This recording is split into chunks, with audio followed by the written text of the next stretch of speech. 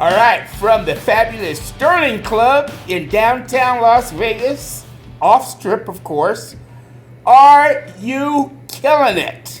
Podcast with Peak Performance Partners, and we're here with the fabulous Howard Lim. Howard Lim with How Creative. Welcome, man. Thank you. Glad to be here. Yeah, it's great to see you. That was a great event tonight. When we had another one of our CEO events, Cocktails and Conversations. Well, we have our fearless leader CEO, Patrick Stewart. Yeah. Kevin Hernandez. And Ricky Navarre. Yeah, we're super excited to have you, Howard. So what we do is we like to, this podcast is that, are you killing it, right? And I guess I'm going to ask you the question, are you killing it? I'm killing it. Yeah? I'm squashing it. It's dead. Hey, when you're working with companies, so Howard is a brand disruptor, and I just love that, and it's got to it's got to seep in, right, for people to really understand what that means. But when you're kind of tell us from a branding perspective the difference between a company that's killing it and one that's not killing it. What do you find? Well, a company that's really killing it, the way I would look at it is that they're sustainable while killing it. It's like they keep growing, they keep moving forward, they keep scaling, okay? It's not just about, oh, we got to kill today, but no, we're on the edge of killing constantly. Yeah. The ability to sustain it. Yeah, exactly. Yeah, it's really being like very creative, being very innovative, and not settling. Companies that settle, I've worked with some big companies that settle, and they still think they're on top of it, but then you got these younger companies that are hungry, that keep killing it, and they are going to evolve to kill them. Kill the competition, right? Yeah, I had an owner I worked with one time. He said, look, our client is always moving, and if we stay in the same spot, pretty soon they're going to be out of our reach. Right. That's a good way of putting it. So we have to keep moving with them and keep anticipating their move, keep identifying, hey, where are they going to, so that we're there at the time they get there. So Exactly. Yeah, when companies start to get too lax, that's when it's past already. Mm-hmm. Yeah. Howard, I really like the way you electrified the crowd tonight with those 6 points of branding. Thank you. Talk to me about those points and what they mean to an average business owner. Sure, yeah. So what I find are certain principles that always remain constant for a sustainable company and a company to be able to scale and grow. But to even get it, we're sustainable, right? So the first is vision, which is, the way I look at it is like what legacy you're leaving behind, but by what you're creating for businesses and people. Okay. Or even communities, or all the above. So it's not focused on money. It's focused on the legacy you want to leave behind. What difference do you want to make? Okay, so that's one of the first ingredients. The other one I talked about was philosophy. So philosophy is why you're in business. Okay, so what is it that turns you on and gets you out of bed, that keeps you motivated, day in, day out, when things go haywire or not? But really what drives you from a day-to-day perspective, that drives you from the standpoint that you know this is what makes us authentic, this is what is driving us forward regardless of the circumstances of day-to-day. Okay. The other one that I wanted to mention too, that is value systems. You got to have at least 5 values in the company where it actually defines the culture, so the culture starts to thrive in itself. Yeah. And you start to attract the right players, whether it's partners, sponsors, customers, strategic alliances, whether it's the media itself. It's like, what are the values? Usually the values, like let's say, hey, like one, I'll just use it on mine. Mine is that I want to have fun. If I don't have a client that's not going to have fun, I don't want him as a client. Yeah. Like literally. Right. It's not to be fun. It's not to be worth my That time. And it's not to be challenging worth their money. customer. And I don't enjoy it. They're not going to enjoy it. Yeah. And then the second one is, for example, another one would be coachability. Like all my clients need to be coachable. You know, they can't say, "Oh, I know it all," because I can't support them to look beyond what they don't know, Yeah. okay, or see beyond their blinders, right? Okay. Yeah. And then another one is that they have to be making a difference for humanity. What they're doing with their business has to be impacting humanity in a positive way. Wow. Usually to stimulate the economy, because for me what I find is that when you stimulate the economy, more people are happy. You're just talking about that systemic change. And That's maybe exactly that's right. part of that. Yeah, That's absolutely. stimulating the economy. So Yeah, so those are just a few what I mean by values. or Okay.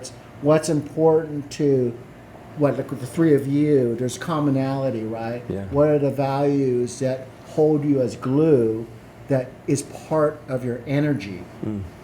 And so it will always get you through the hurdles. And not only that, it will attract the right players, more team members with those values. Interesting. Personality. When you spoke about personality and how you engage your personality into your brand, I thought that was quite interesting. Yeah, so and that's a good point. So there's you and then there's your brand. A lot of times it could be one of the same, Okay. and a lot of times it could be totally separate. Because your personality, like my personality, well, quite honestly, it's more introverted, but I have to have a brand personality that's more extroverted, for Okay. example. Okay? So then I got to create a brand that actually works in the sense of being out there to support others rather than just want to, get some scotch and smoke a cigar. Outstanding. So you're intentional about that. Very intentional. And quite honestly, when I like in this situation, Yeah. I am extroverted because I enjoy it. Yeah. You get that? Okay, but if I'm forced to be extroverted, then it just doesn't work. Yeah. Right.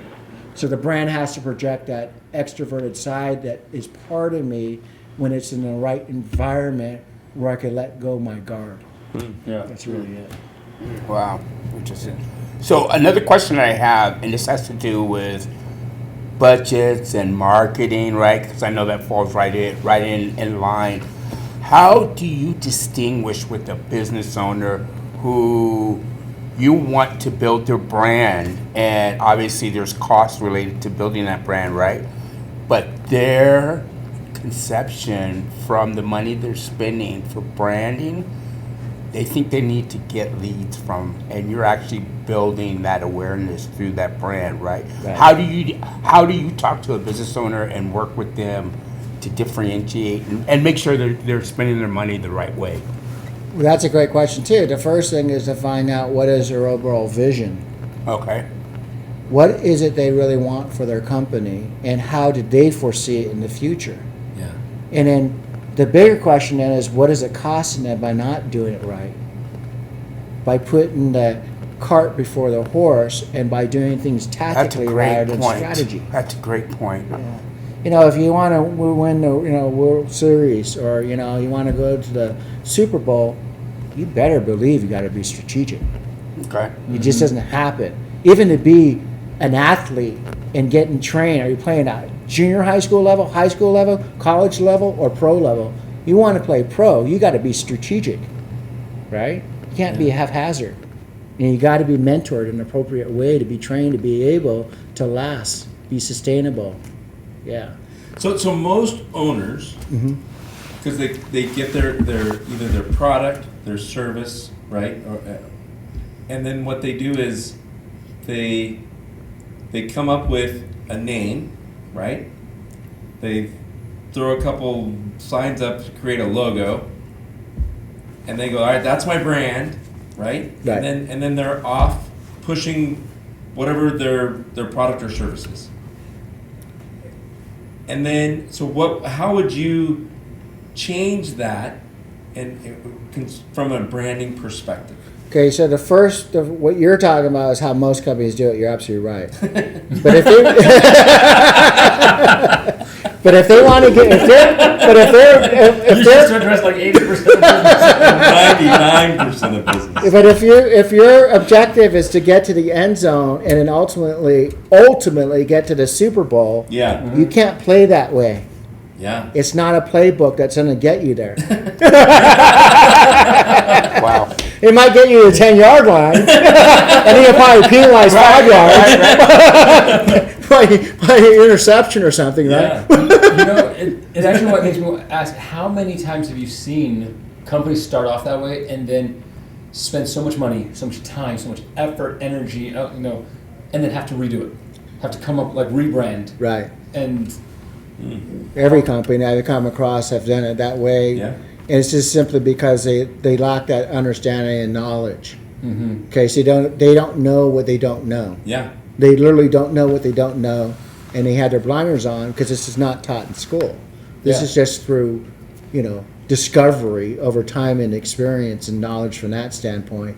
And so that's why I invented the motto I created. So what happens is that the company ends up spending a hell of a lot more time and money trying to get to the end zone that never reach it.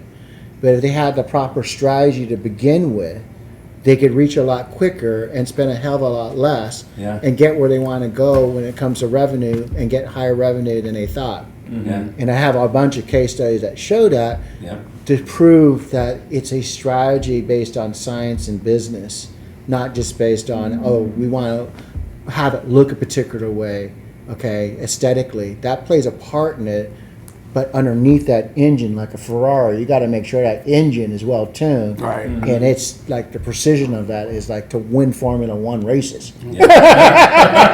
It looks pretty, but it really works. Right. It'll get you to where you want to go. Yeah. Right. That's awesome. So it's really a combination between the two, and that's why I say, I look at designing business from the inside out, from the outside in. The inside is like, what is their business model? How is it constructed? And then what are the systems that are needed to keep it where it could keep moving forward? And what's the DNA? From what you asked me, what are the 5 things, which, vision, philosophy, values, and so forth.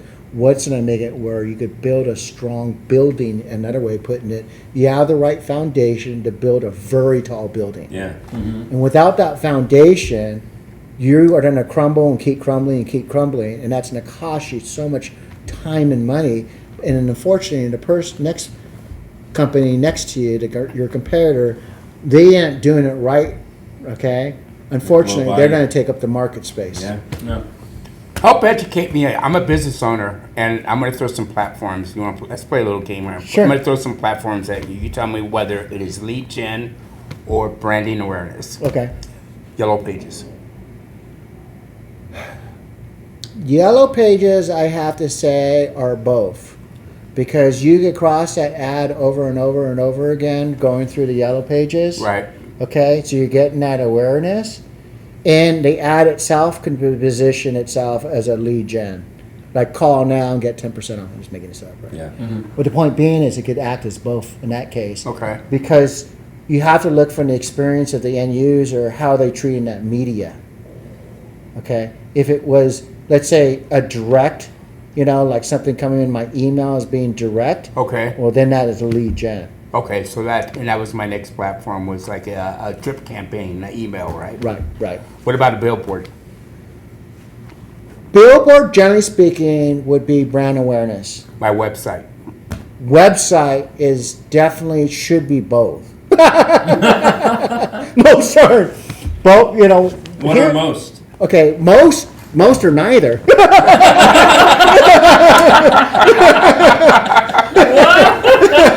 So Are you all hearing this? Somebody take something from this. Write notes down. So the idea, the way I look at websites is that they really should educate and romance you from what's above the fold. Yeah. And if you're I interested, love that concept. What's above the fold? Because that's the way Google that was born, and that's the way they've survived. Exactly. So then you take what's above the fold, and if you get past above the fold, you basically engage that consumer to scroll down a little further. The idea behind scrolling down longer pages is to basically saying to that consumer going, I'm not ready to purchase yet, but I'm interested. Okay. I want to read on. Your home page should be the storytelling, and at the same point also lead you to a point where you could build more trust. It may not be on the home page. It might be, okay, now I want to see more about the company. Okay. Now I want to see more about the services. So most websites, because they're kind of like, spaghetti on a wall, Right. everything's thrown together. And you want to see what sticks, right? Exactly. And now there's no organization on a subconscious level to lead the consumer to read more, it's kind of like thrown at you like a hard sell. Yeah. You see My that? video. Video I love. I think video, because of Google, because of YouTube being one of the same, and because of the younger generation that now they watch rather than read, I think videos are extremely important. Television. Television's still number one. I don't care what people say. You get eyeballs on TV, you know, for the big networks. They're still running the show. They're still running the show. That's how we get the most awareness the fastest Okay. about a Radio. subject matter. Wow. Love radio. Love radio. Radio is a bargain. If it's a right product with the right target market, usually the baby boomers, right? Well, it depends now. It could be the best media you could use for your company. Your mobile phone. Awesome. The switch over mobile phone and websites, having it where people are bored or on the plane or so forth, you got 24/7 with you. You know, the way I look at it is what media are you attached to the most, which is the phone, right? Then the second question is, what are most people doing on the phone? Okay? And if you get to understand more what they're doing on the phone, how you're using data and information, and that's how you know where the pixel following, all that good stuff Right. comes into place. Right. And that's become extremely, obviously, really important, but at the same time, it's kind of scary. Absolutely. Lastly, I'll say like a blog. I think blogs are really, really good, especially if you create a blog that leads to your website. You know, when we do blogs, we do it through social media, and then we tie it back into the website. Theoretically, not always, depending on the product, depending on the service, depending on the information of your company, where you want to drive people is to your website as the final sell. Yeah. Okay. Social media is to create awareness and to create that engagement, to create part of that experience that then drives them to the website that have enough interest, they want to find out more. Okay. Most of social media, in my opinion, is used incorrectly. They're trying to say too much, or they're not using the media in an appropriate way, whether through education or entertainment. Yeah. Okay, so each media has a way of engaging the consumer. It's a matter of you using it properly or not, Nice. and where is it heading? Awesome. Let's do our takeaways. Takeaways, Kev. My takeaway is that truly, I believe you did a great job in articulating what a business owner needs to do to actually create and start a brand, create it, and keep it going. Yeah. Thank you. I'm going to piggyback on that one. I'll take it one step further. I love that how vision and values are so fundamental in the big picture. Being strategic, being intentional on who you are, and really creating that personality for your business. Because really, when you have that business and you decide to create this for the consumer, for whoever you're servicing, right? If you're genuine about it, you're not just trying to peddle a product just to make quick cash. That's the companies that really have something that are special. And I really love what you were talking about, how that's foundational and fundamental, and that's where really where you start. I love that. Yeah, and I would say my takeaway is just understanding that spending that time and money up front to establish what your brand is and what it isn't, probably just as important, but how that is going to help you get to the end zone faster than if you go, well, I'll get there once I get to the end zone. Because a lot of times I think you will never make it to the end zone if you don't have that right. So, Exactly. It's like what I call shooting from the hip, or doing it by design. yeah, You're absolutely correct. Yeah, sounds familiar. that's awesome. Is it by default or by design? By default or by design, we often talk that. But are you killing it? Once again, we thank you and keep killing it out there. Yeah, yeah. Yeah. All right. Yeah.